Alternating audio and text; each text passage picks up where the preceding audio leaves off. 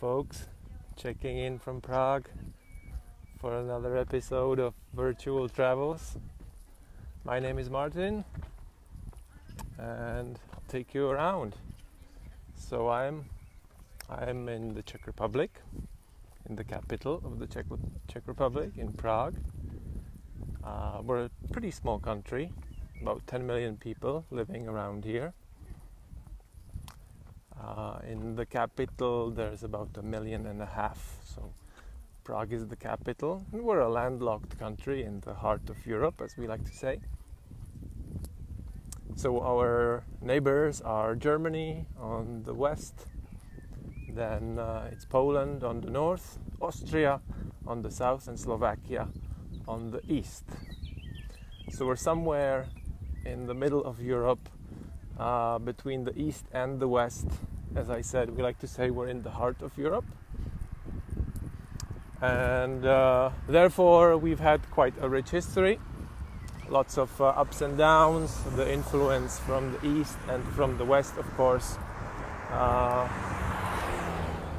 had to basically that was the story of our history, these struggles between which side should we side with.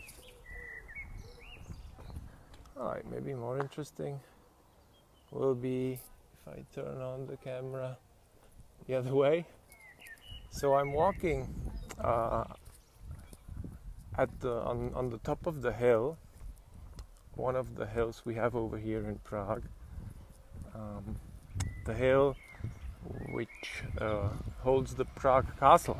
So I'll be starting the tour over here at the oh, okay, I'm muted. What's wrong?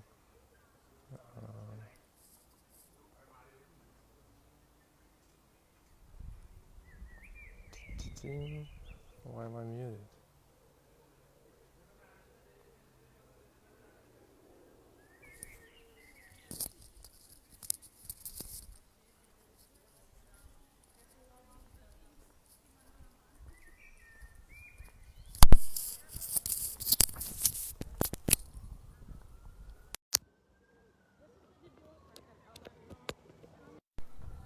It's good? Alright. So as I was saying, just walking to the Castle District Square, where we're going to start. You can check out these signposts over here. This is where we're heading. Pražský hrad. In this garden, behind these gates, it's the Lumbe Villa. That's where the Czech president lives today. And those two Gothic spires over there in the back, they are already in the complex of the castle.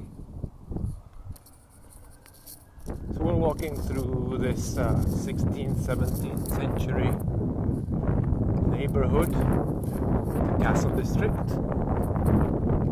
This is a military church of St. John of Nepomuk, the saints we have here. It's a Baroque structure. So Prague is quite famous for all the architecture that is present here, for all the different styles that we have that nicely mix and form the largest UNESCO World Heritage reservation in the world. Yeah, so that's what we're going to have a look at just a moment from the top of the hill. So, okay, some technical difficulties in the beginning. I was said that I was mute, so now I hope it's all working. And I'll just quickly repeat what I was saying before. Hey Justin, hey Christian, how are you guys? Greetings from Prague. Welcome to another episode of Virtual Tours. Alright, so now we're going to check out the Castle District Square. Right, which way is it better? This way? Yes, this way. So this is the place where the important people lived in Prague. Today we would call them the lobbyists. Back then they were the diplomats, they were the generals of the armies, the top-rated politicians.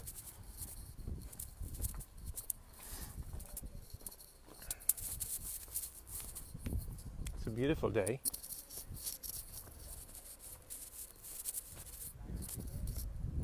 Around 23 degrees Celsius, sunny. Been just enjoying the afternoon. Today is a special day actually. It's a national holiday. As 75 years ago, Germany signed the final capitulation. So today we consider as the end of the Second World War. So it's a national holiday. Everyone's gone somewhere for the long weekend. And the city is, well, I can't say empty. It used to be empty a few days ago, maybe a few weeks ago, when the virus was really spreading. But now it's all getting slowly back to normal.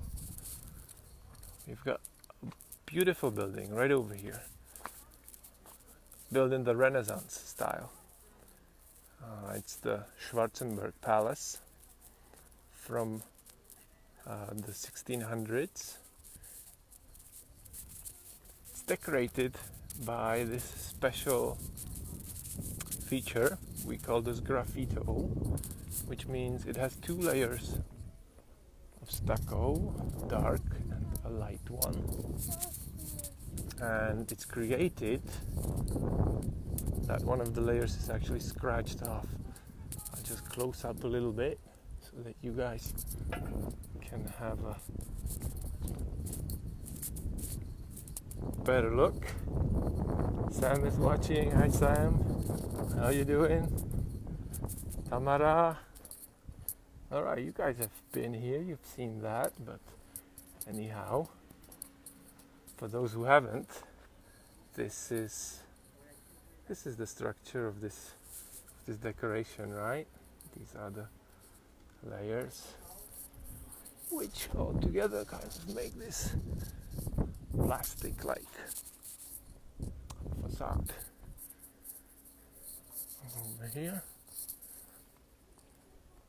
So this is where the family of the Schwarzenbergs would live, a famous noble family, originally from Germany.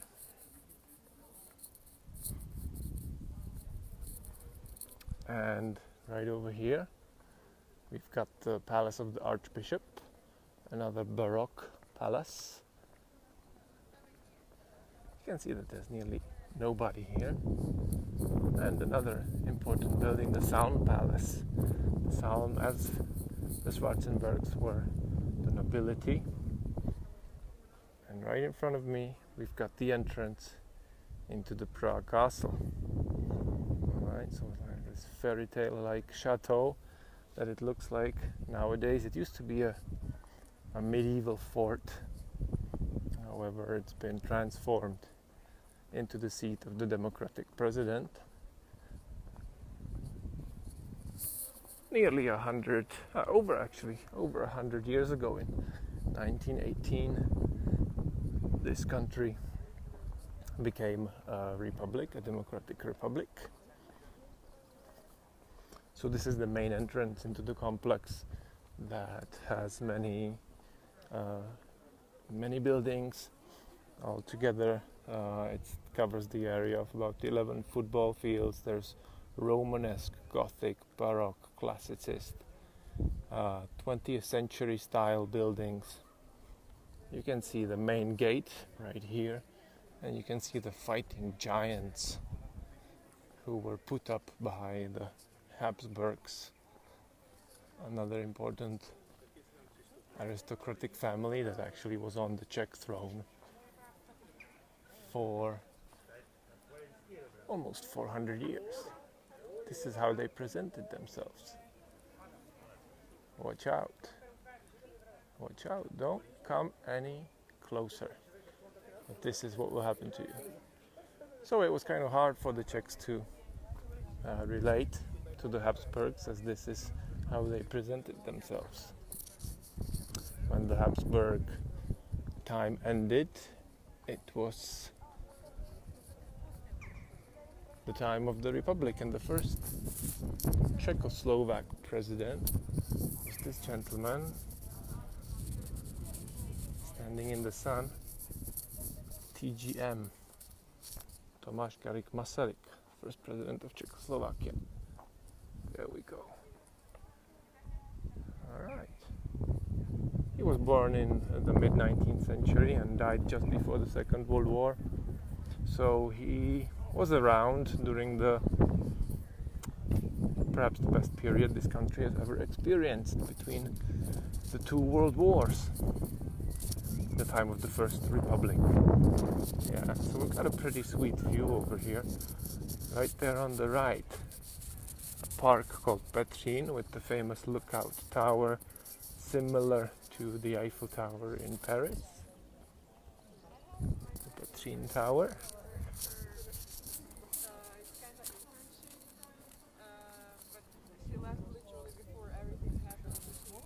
And this is Prague right under us.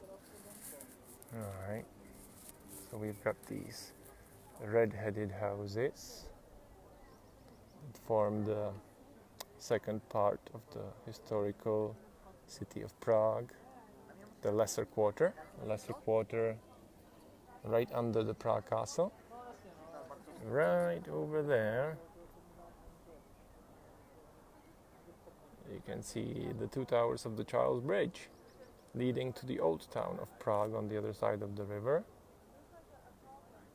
And right over there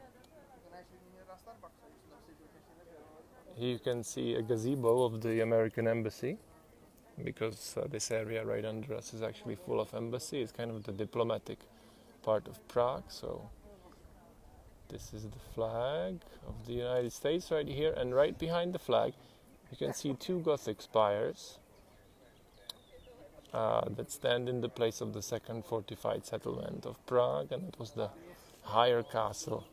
These two castles, the higher castle and the Prague castle right here, protected the safety of the marketplace that stood in the center of the old town square, just over there on the other side of the bridge. And if you were with me yesterday, I was standing right under this tower, right under the Žižkov TV tower. All right.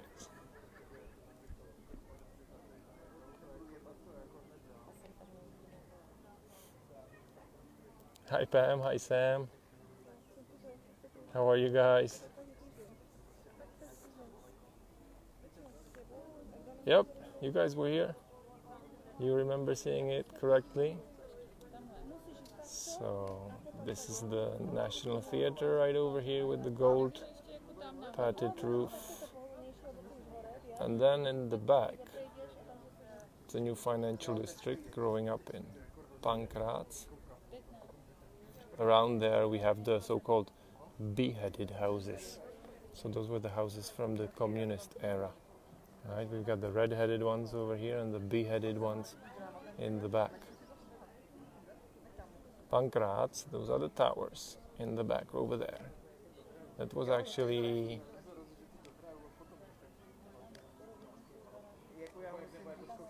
this is actually where one of the biggest battles during the Prague uprising happened.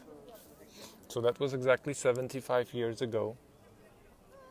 The Prague uprising actually started on the 5th of May 1945 and lasted until the 9th of May. And it was just at the end of the Second World War.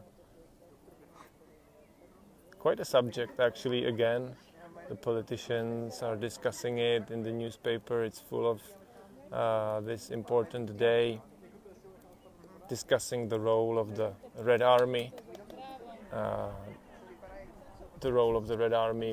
within the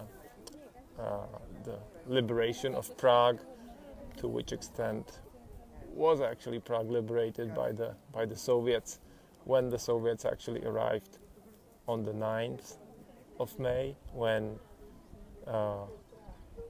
there were only very few Nazis actually left here. Yeah, the Nazis were actually defeated already before, and the final battles took place during the Prague uprising, when it was the citizens of Prague, with the help of other military groups, some controversial ones actually. A group of the Vlasov general, who were originally actually part of the Soviet army, but then they disconnected, and they actually were fighting together with Hitler. And then at the very end, they actually started fighting against Hitler and helped to free Prague. So, yeah, kind of mixed up, complicated events that were happening here at the end of the Second World War. We've got the German embassy right over here. And we're going to start descending down to the through the lesser quarter,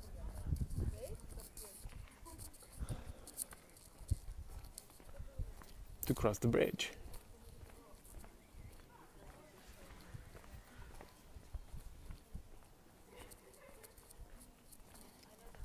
So over there, on the other side, you see two white Baroque towers of the Strahov Monastery, one of the first settlements when the Premonstratensian monks were invited already in the 1120s actually to come and set up their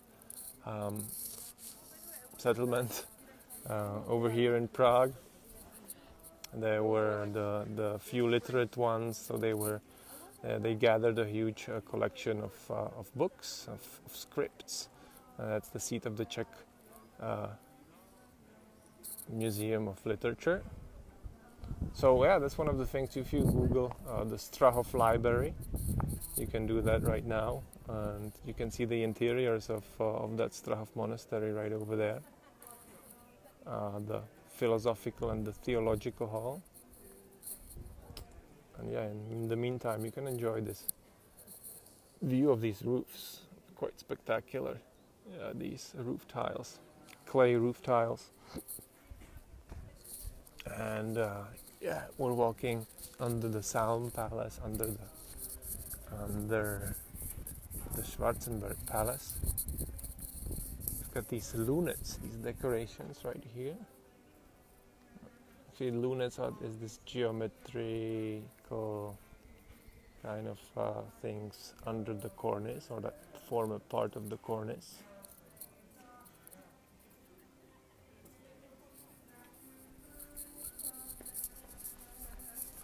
So yeah, all these historic styles in Prague, Baroque and Renaissance and Gothic, that's what it's all about here.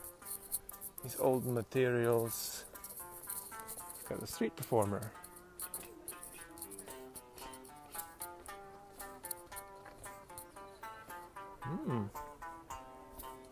Enough for a few beers. Okay. So some more of that's graffito decoration over there. We've got this stone wall. Show you part of the fortification of the castle complex, right? Alright.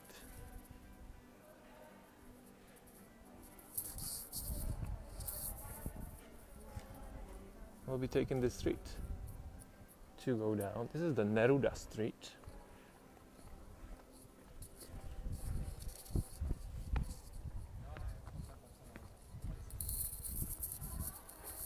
signposts over here that will take you to the important monuments over here.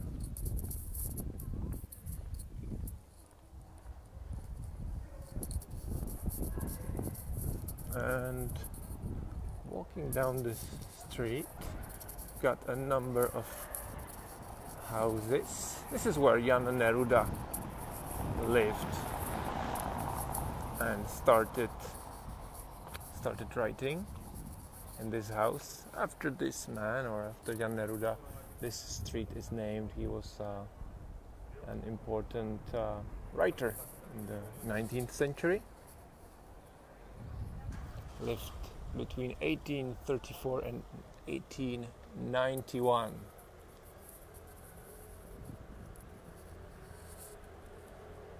And there's a nice bar. Actually, my dad used to go to this one. It was their bar where they would go. It's called At the Two Sons, yeah, because the houses were known by house signs. So here's the Two Sons, actually, right here. Now that was before the street names were invented and numbers were being used. It was used for delivering mail and for, knowing what building you're talking about. Houses had names. And they still have these signs above most of these entrances, right? Like this one, there's a little cancer over here.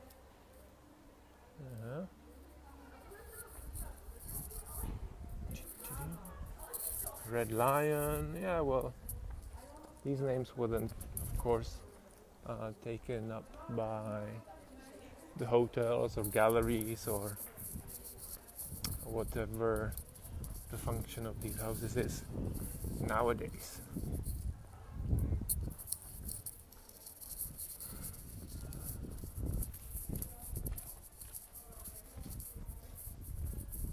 So this is a 16th, 17th century part of the city. This place actually badly burned down during the Gothic period. In 1540s, there was a big fire in Prague that took down the majority of this area, together with a part of the castle, which was a disaster, but at the same time was a chance to start building again and start building in a different way, in a different style that was present in those days, and that was the Baroque style. Together with that, Prague gained quite a bit of its importance during those days. During the early 17th century, as it was made the capital of the Holy Roman Empire. A man called Rudolf II actually decided to change the seat of the Habsburgs from Vienna, and he moved to Prague. So Prague became important, and together with Rudolf, a lot of the other important people came, and they built these fancy houses on the site, which was damaged and burned down.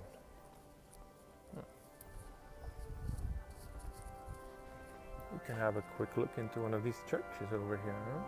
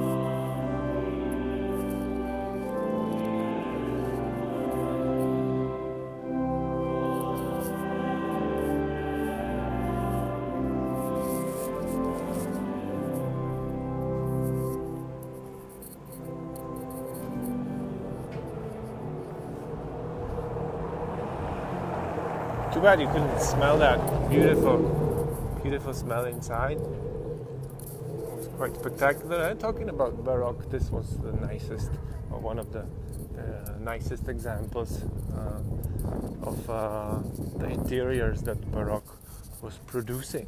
Yeah. Very pompous architecture, lots of decorations, lots of stucco decorations. You can check some of the details over here on this gate.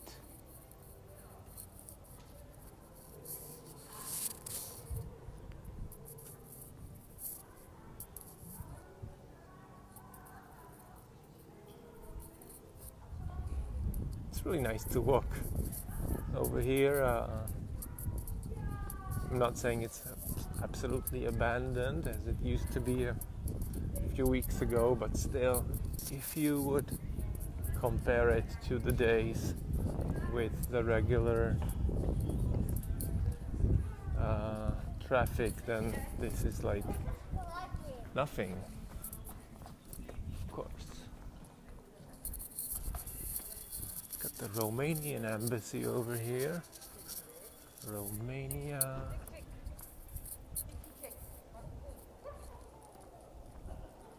There's another house sign.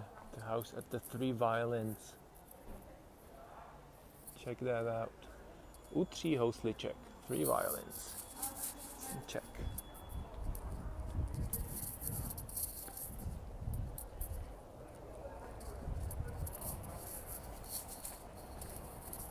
Lamppost. They've been electrified now, but they used to run on gas.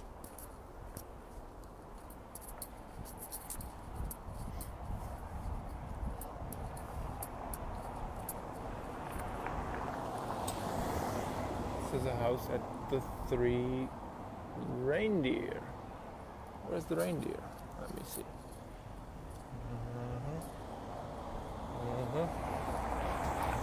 Can't find it.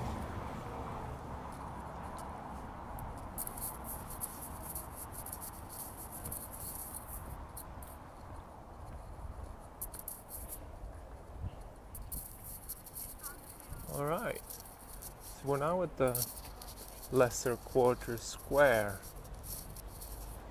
Just descended from the top of the castle where the Prague, top of the hill where the castle is standing. Made our way to the square, or to the center of this area, center of the Lesser Quarter. Just around the corner, it's where the Czech Parliament is, where the Czech Senate, not far the governmental building is situated, and not far the Charles Bridge is standing. So that's where we're heading right now.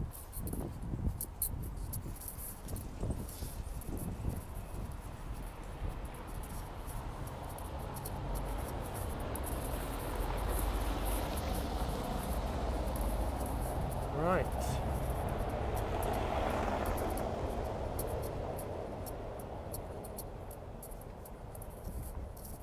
For the smallest street in town, couldn't find it. Well, there was a few. I'm sure you found another one. So yeah, that's where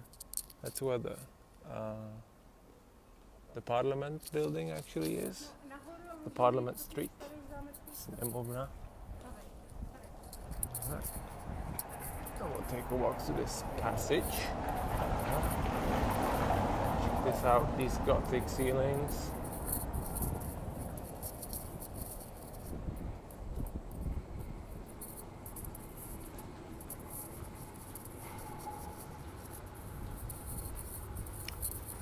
We've got another huge church over here, the St. Nicholas Church, also Baroque, from the early 18th century, this time it is. That's the biggest Baroque church over here in Prague, St. Nicholas on the Lesser Town Square. It's nice and empty over here. This used to be a parking lot where the MPs would park their cars, but they've given up on that. They were forced to give up on that. This is the former town hall of the lesser quarter.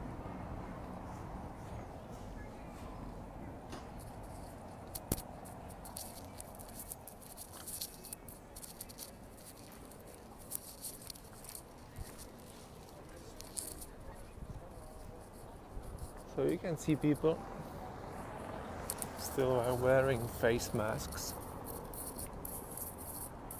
It's an obligation. Otherwise, the situation is calming down, and I think on Monday the restaurants are reopening after nearly 2 months, actually.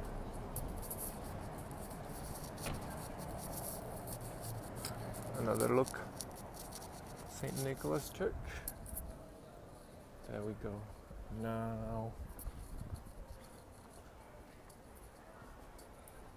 we're heading on the bridge.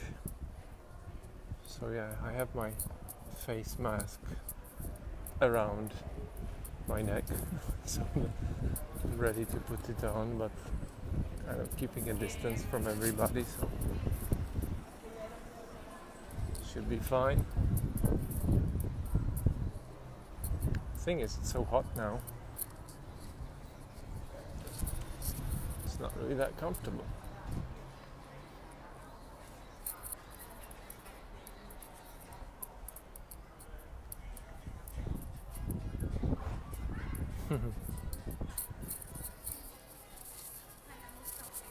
Serbian embassy right here.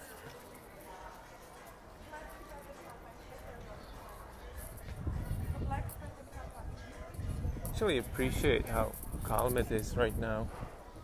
It has something to it without the masses of people just pouring through these narrow streets. Definitely there is some benefits in this situation. Kind of a different atmosphere over here in Prague.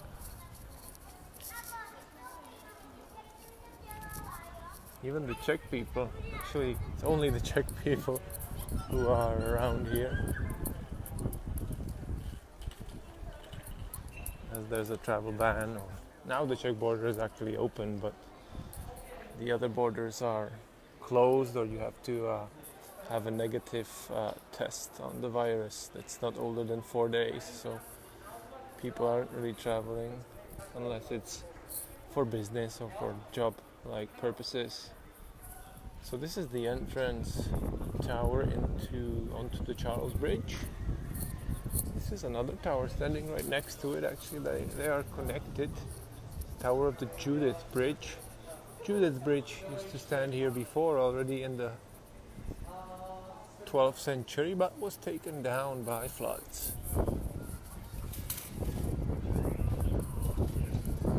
Walk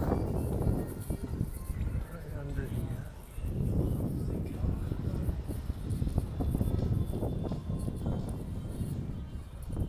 Got another nice house sign.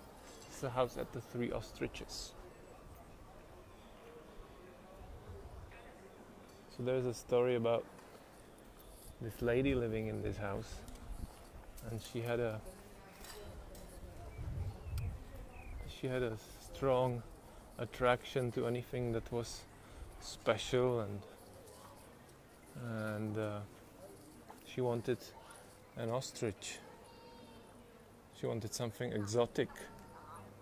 So her husband got her an ostrich, but the ostrich wasn't really used to this environment. It passed away. So the husband was forced to get another ostrich. His wife insisted. But the same story repeated. And the husband said that that was the last ostrich, that he was going to get her. And if she insists to get another one, that he'd rather turn into an ostrich himself than go and look for a third ostrich. And guess what? The next morning he was born an ostrich. He actually turned into an ostrich himself, as he anticipated before. So they called this the house at the three ostriches since then, ever since. Just zoom in on some of the details. Utripstrosu hotel restaurant. Alright, so the Charles Bridge right here. It's beautiful light right now. It's perfect time to visit the bridge. It's decorated by these Baroque statues from the 17th and 18th century. Statues of saints favored by the Catholic Church. So these statues, together with the structure of the bridge, form this unique combination of Baroque decorations with a Gothic structure. Right, and they kind of reflect on the affairs of those days. So, for example, this one we're coming to. There's a Turkish soldier. See this guy? Because the Turks, the Ottoman Empire, was always a big threat to this area. The Turks had been attacking Vienna a number of times throughout the Middle Ages, and people feared them.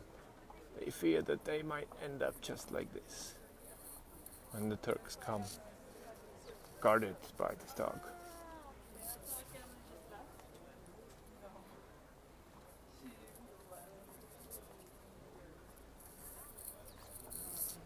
There's a little channel that's been dug to bring water to the mills in this area. You can see the last mill right over there. Let me see if I get a view through the trees right here.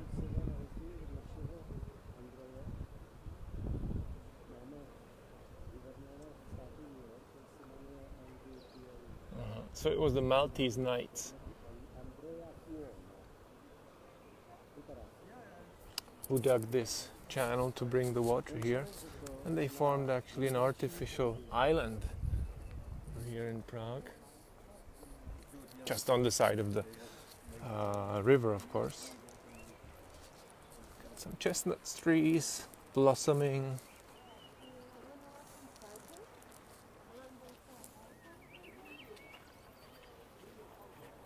And the skyline.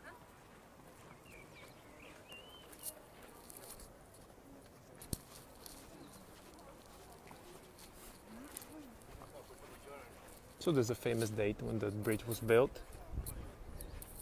Everybody who's been to Prague, I'm sure, remembers. There's no way you can forget that. Can anyone type it down real quick?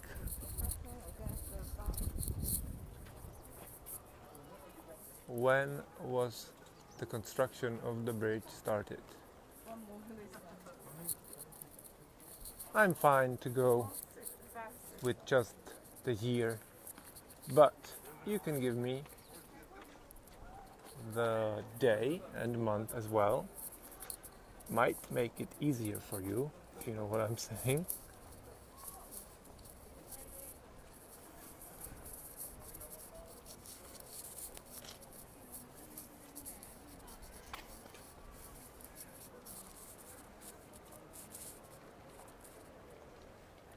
Just close up on one of the details over here.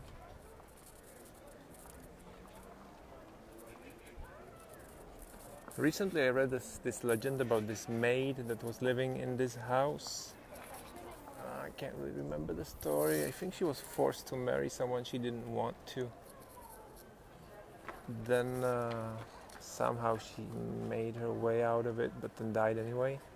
I've got a lot of these stories. Never since. She's got her picture over here.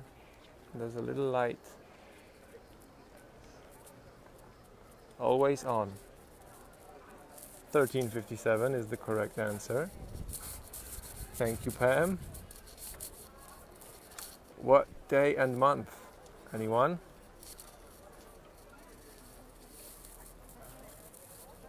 We can just finish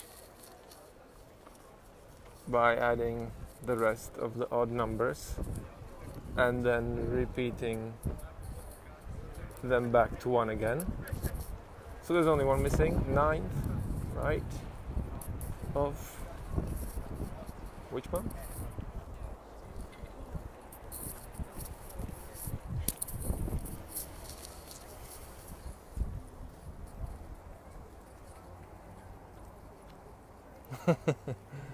Doesn't matter. Well done, Sam. So can you put the rest together?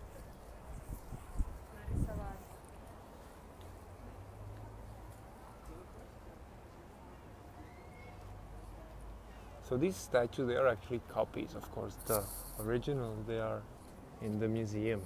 Sandstone statues. So they degrade quite a bit. Christian with the correct answer.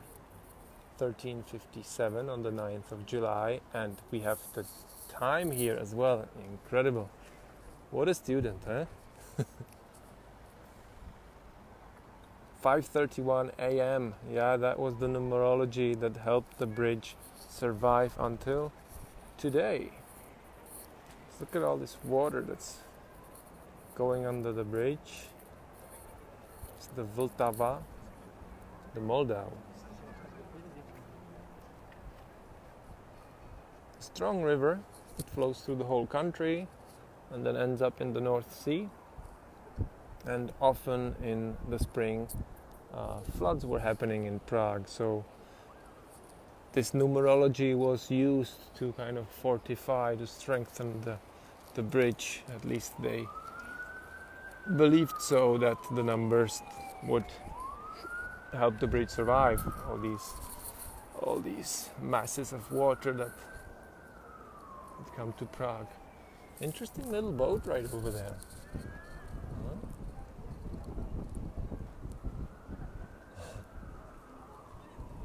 It's like some sort of a tiny house. So we've got the house of the artist right over there, the Rudolfinum.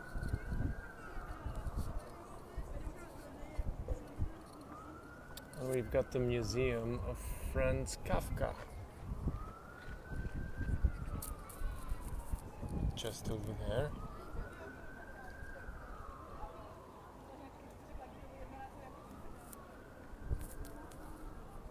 And just some ordinary residential houses. No, not really ordinary. Eh? You have to be really rich to live in one of those over here. Right under the castle.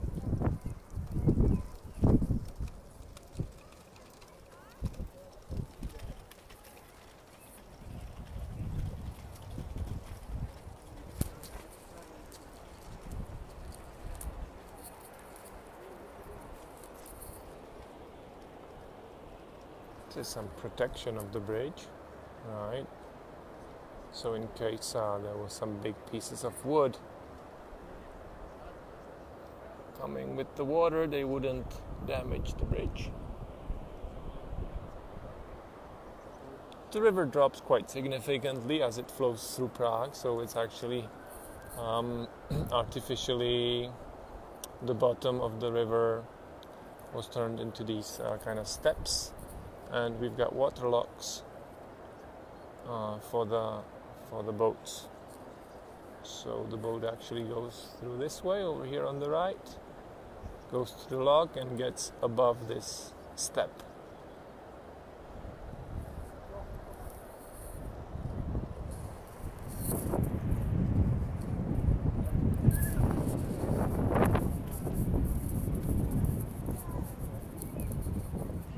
More saints. Yes. There was something else that fortified the bridge.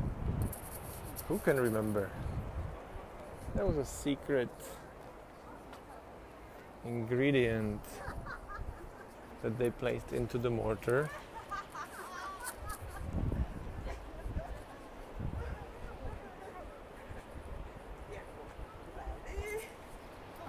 Anyone remembers? I'm sure you do.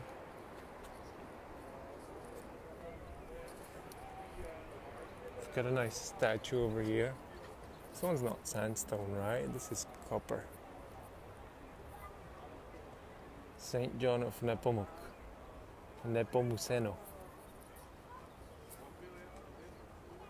What do we have over here?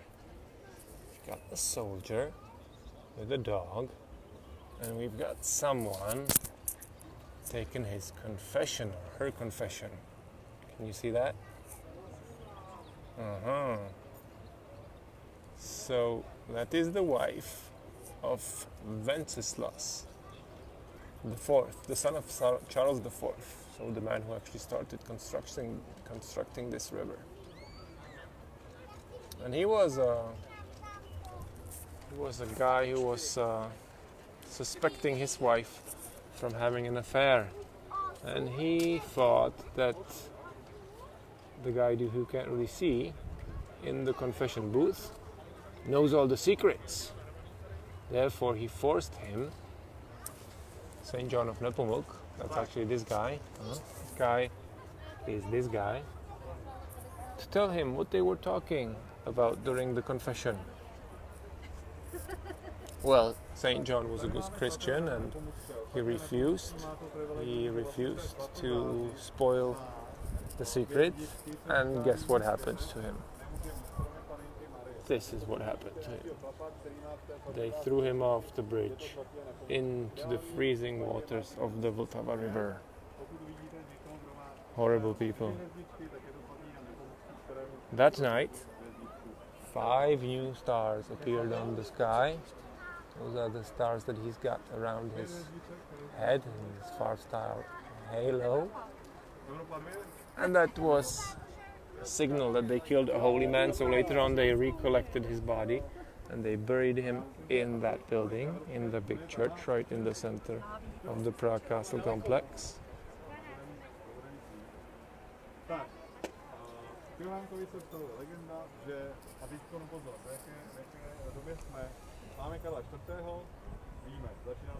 Nope, it wasn't Becherovka, Christian. That Becherovka would not hold the mortar together.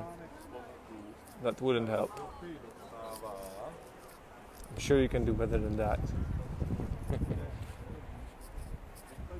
Example. But it's an example of great ingenuity. All right. That was it.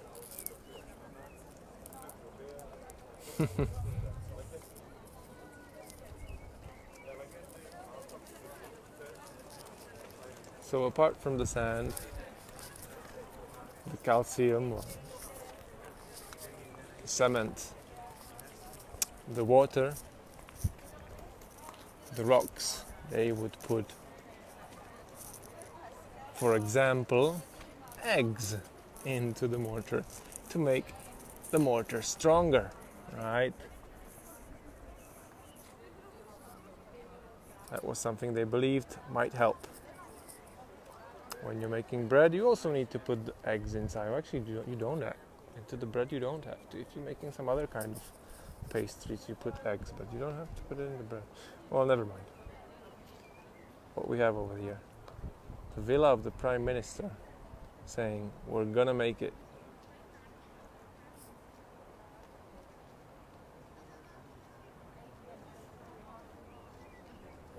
Back to St. John. I forgot to finish the story. They reopened his tomb during the general reconstruction in 1918 of the castle complex, and they examined the remains of the man, and quite incredibly they actually found something that kind of looked like it was alive in his mouth. After all these centuries, What was it? It was the tongue, of course. Yes, the tongue that refused to speak and break the secret of confession. Therefore, it lasted for centuries. Quite scary, like statues over here. Reminds me of another place, of the famous ossuary we have, not far from Prague, the ossuary of Sedlec in Kutná Hora. You can Google that if you're interested. Kind of looks inside as similarly to how this statue looks like.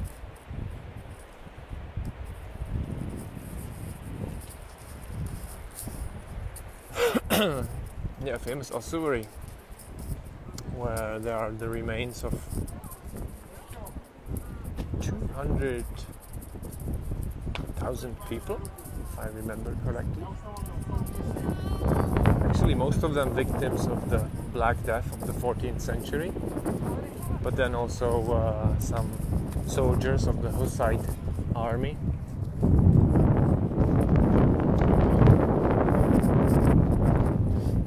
They are all actually carefully stacked by a sculptor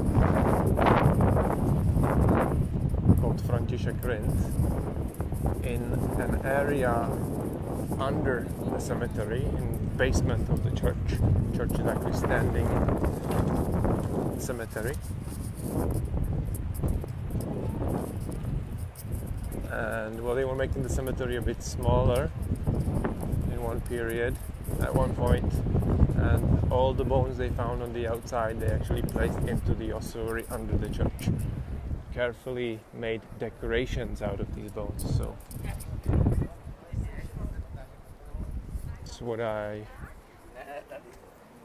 that's what inspired me. This statue inspired me to share this story with you.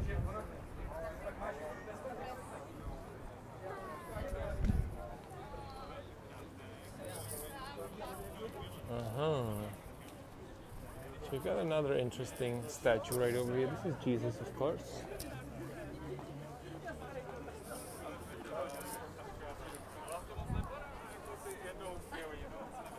And this is the statue of the Calvary.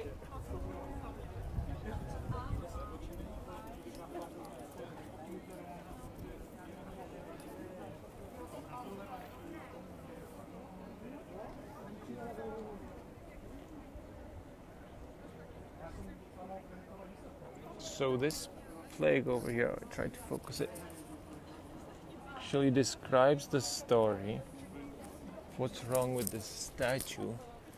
As there was a Jew that was actually mocking the statue of Jesus over here.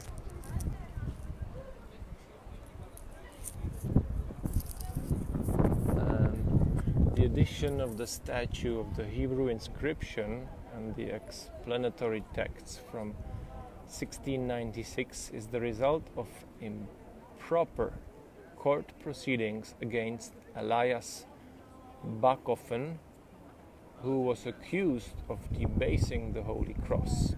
The addition of the Hebrew inscription of the words of the prophet Isaiah, "Holy, holy, holy is our Lord of the multitude," which represents a very important expression of the faith in the Jewish tradition, was intended to humiliate the Jewish community.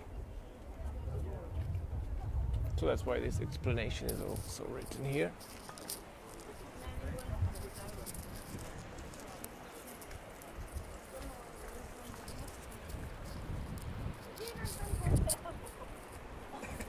Alright, we're nearly at the end of the bridge.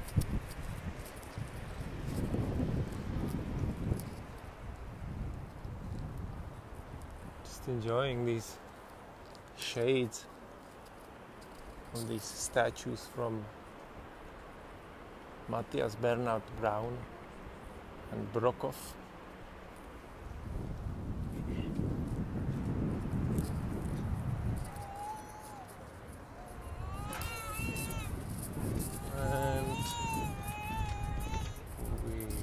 heading. We're gonna be heading over to the old town square right now.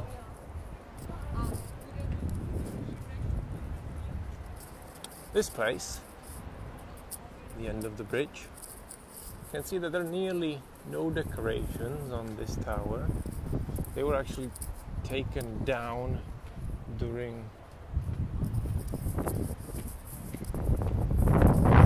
the battle in 1648, when Prague was conquered by the Swedish army.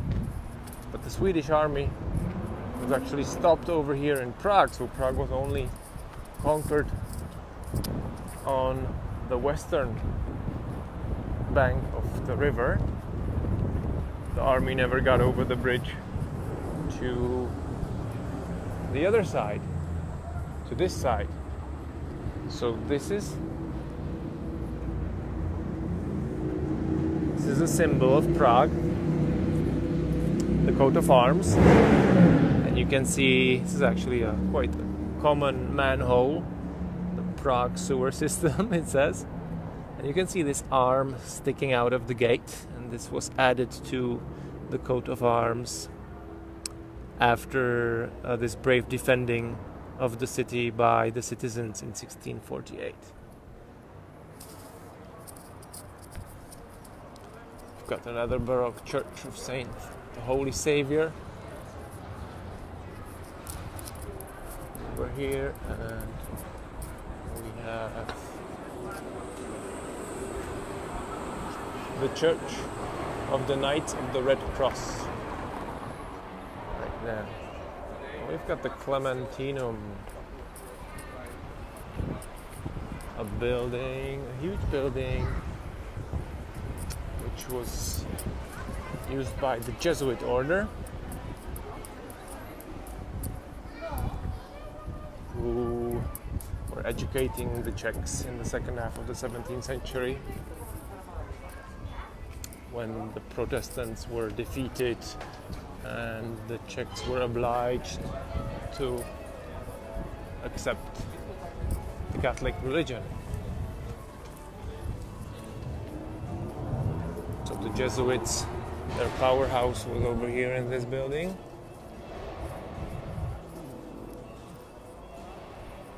That was a big school.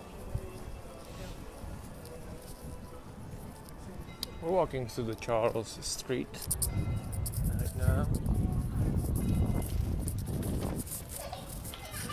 Souvenir shops already open. Some of these shops actually still closed. Marionettes.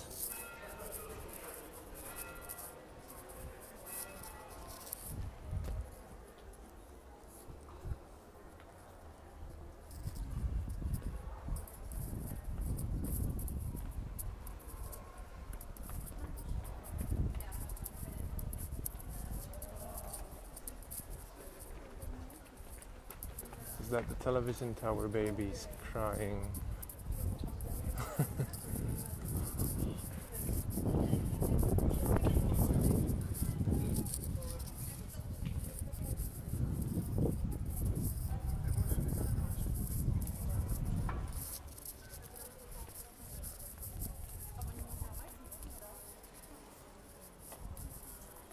So we are already in the old town, having crossed the bridge. And we might take a shortcut over here through the Clementinum as it's open.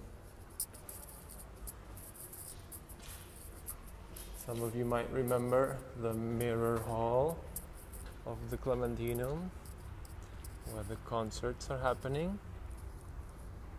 So this is the courtyard of the complex, the National Library right over there.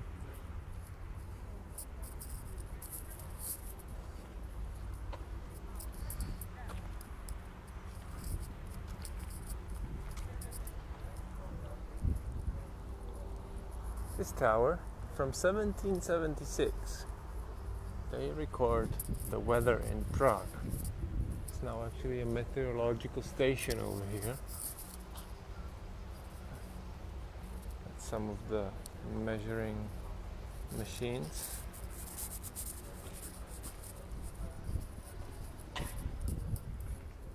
And yeah, well, every year they kind of record that temperatures are rising, at least the last 60 years, quite dramatically. It's kind of become normal that the first day, which would be considered a summer day, that is with temperatures rising to 25 degrees Celsius. So this day comes sooner and sooner every year.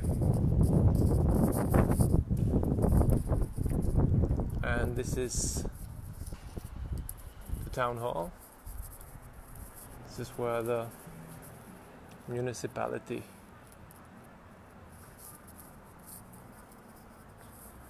sits. So some of you guys, you've been there perhaps. The library. You've been in this building. Remember I showed you the Paternoster? You might remember the elevator with no doors, where one cabin comes right after another.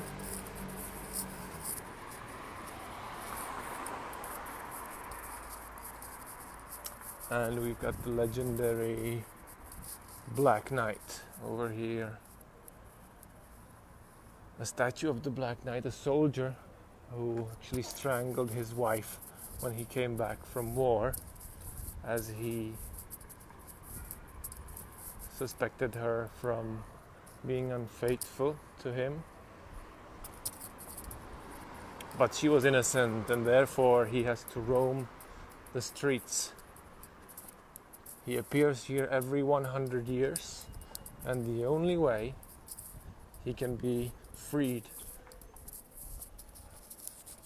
of this kind of curse that he roams the streets of Prague is when a young virgin agrees to kiss him and therefore forgive him that he strangled his wife.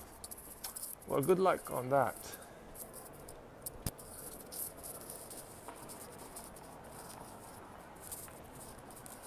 The Paternoster, yes. I think we visited the Paternoster in a different building, but with someone else. Maybe I saw it in this one as well. And let the garbage man pass. Just have a quick walk through the Jewish quarter. Just have a look at one of the synagogues. And then head to the old town square.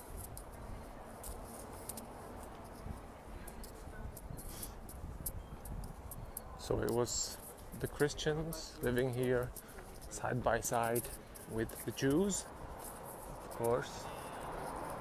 The Jews were actually the last ones who arrived around the year 1000, otherwise it was first actually the Celts who settled in this area way back 3000 BC.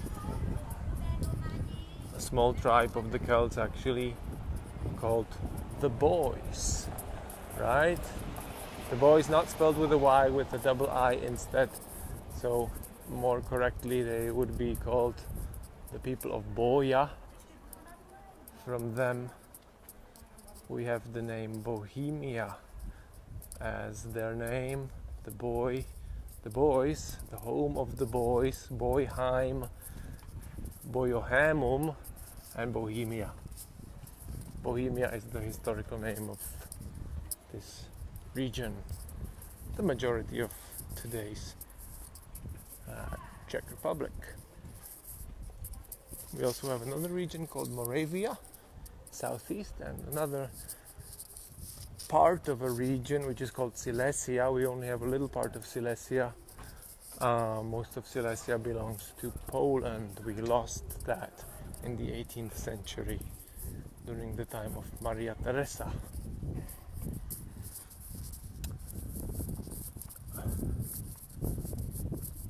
So we've got a nicely reconstructed synagogue of the mayor of the Jewish quarter, Mordechai Meisel, an important court Jew of the 17th century, who was present. He was one of the court Jews on the throne in the court of Rudolf II, so the man who made Prague the capital of the empire once again in the 17th century.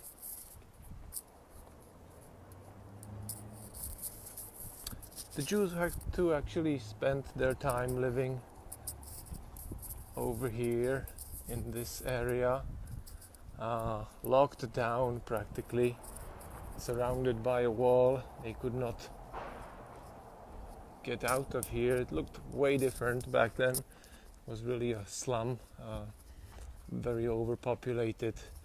But then they were let out of the former Jewish quarter, and as it was so run down, the town councils decided to actually totally demolish and have it all built up again. So it turned from the slum into the high-end zone, which it is still until today. So for about 100 years, these buildings are about 100 years old. The former Jewish quarter was turned into the most expensive part of Prague, the Parisian street, which is this one, that leads straight to the old town square. It was the crown of the redevelopment of this area. So the most expensive shopping street we have.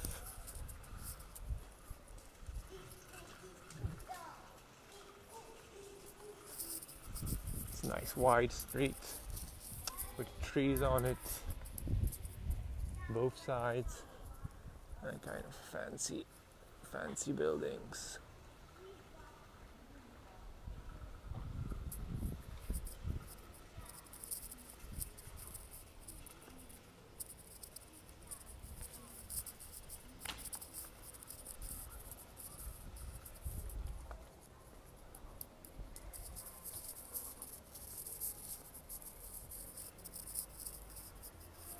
Letting you guys enjoy all these details on these buildings. It was something that actually the modernist architects of those days criticized, as these houses were already built with concrete, with prefabricated structures, with kind of sophisticated 20th century technology. They fought, the architects of those days, or some of them, that also the exteriors of these buildings should kind of promote that. They didn't find these buildings were actually saying the truth about how they are made. So they were, some of these authors, some of these architects of these buildings were criticized by their fellow colleagues. However, within the historical city, I think these buildings kind of nicely blend in. Got another church right here. And guess what? It's another Church of St. Nicholas.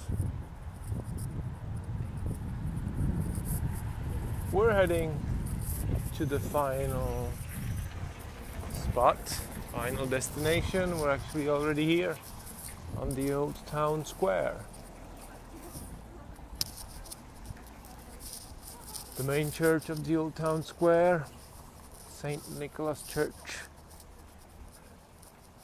another Baroque structure, this time a bit a bit older than the one we saw on the lesser town square, so from the second half of the 17th century. We've got the old town hall, which is a Gothic building from the 14th century. And you can see that a part of it is actually missing. This building was destroyed during the Prague uprising some 75 years ago. When the war was almost finished, there was a battle of the citizens of Prague against the remaining Nazi occupants, and as a result of this battle, the building was destroyed. And then we have these buildings surrounding the square, and we've got the teen church, a Gothic structure, again from the 14th century, from 1365, standing in front of the teen school where Franz Kafka used to go, which is a Renaissance building. You can see the nice contrast between the kind of ambitious and extravagant Gothic structure and the very kind of calm and harmonic Renaissance building. As in the time of Renaissance, the focus went from emotion to reason. Unfortunately, those days, or that style didn't really have a long duration over here in Prague. Also because this man provoked the crowds to think about their religion, and he turned the majority of the people living here to the Protestant religion. He didn't find it fair that the people had to pay money for their sins in the form of the so-called indulgences. And as a result of that, a big war broke out. The Kingdom of Bohemia was considered as kind of the outcast of Protestantism, and there were crusade armies sent to the country to crush this growing Protestant movement. Finally, that was actually quite successful, and at the end the Catholic Church reclaimed its position, which was demonstrated by the construction of this church, the St. Nicholas Church. The Czechs became obedient Catholics once again. So the name of this man, Master Jan Hus, lived in the 14th and 15th century. For his opinions, he was actually burned at the stake for criticizing the Catholics.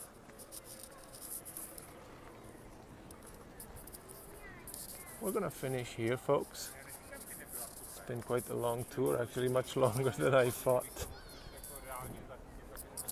Is there anyone still with me? It's been a while since I've been actually touring around here, so enjoying it, and I kind of forgot about the time. Also, it's pleasant when there's nearly hardly any people around here. So we're gonna finish with the famous astronomical clock over here.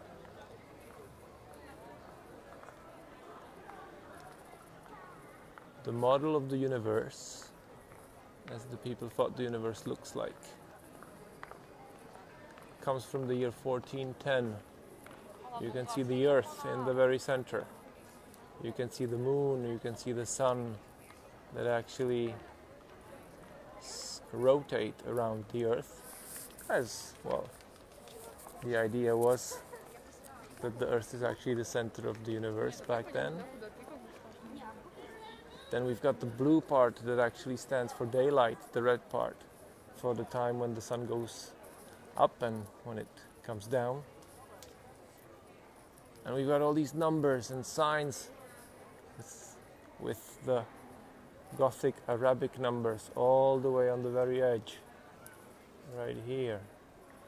15, 16, 18, 19, 20, 21, 22, 23, 24, 1, 2, 3. You see those? And you've got the Roman numbers just under them. And you've got this arm just with these fingers right behind the sun. So it's pointing to 23 because it's 23 hours now since the sun went down. It's going to be getting the sunset in 1 hour. So this clock actually tells you how long it is since the sun went down, because that was what was considered the beginning and the end of the new day, not midnight. No one had a wristwatch, so it was the sunset. At the same time, the clock is actually showing on the Roman numerals, it's pointing to number 6. Which is not true, right? It's closer to 7 because it shows the winter time. We don't reset the clock to summer and winter time. So at the same time, this clock shows you how long it is since the sun went down and what time it is right now, with one arm only, which is quite spectacular. And it can only be done because this outer circle with the Gothic Arabic numbers actually rotates 30 degrees clockwise and anti-clockwise. So the numbers rotate, right? The hands then points to these numbers and it's actually accurate. It's quite cool for a 600-year-old clock. Besides that, we've got the signs of the zodiac in this inner circle, and you can see the phases of the moon. Now we are actually with full moon, right? So you only see the silver part of the sphere, but when it's halfway to new moon, you see half of the silver and half of the black part of the sphere. And you can see the sun is very close to the fingers, which means that the sun reaches its highest points on the sky because the position of the sun on the hand is related to the height of the sun above the horizon. All right, folks, that's about it for today. I hope you enjoyed it. So this was brought to you by Martin. Hey, how are you doing? Hope you had a good time. So if you want to donate something, it will be for Study Abroad Association, so that guys are back on track when things get back to normal, so that they can prepare new trips for you folks, so that next time you can either come back here or go someplace else. Thank you very much for joining me today. It was a nice experience doing this online. Here's the link. If you want to leave a donation, it will be appreciated. And I hope to see you soon, face to face, physically.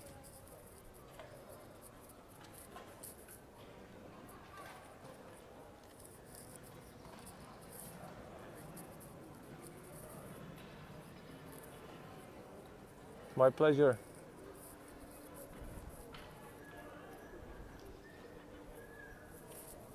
Bye bye. Take care, take care. Bye Christian. Thank you Leo. Bye Sam, bye Pam. Until next time, all the best.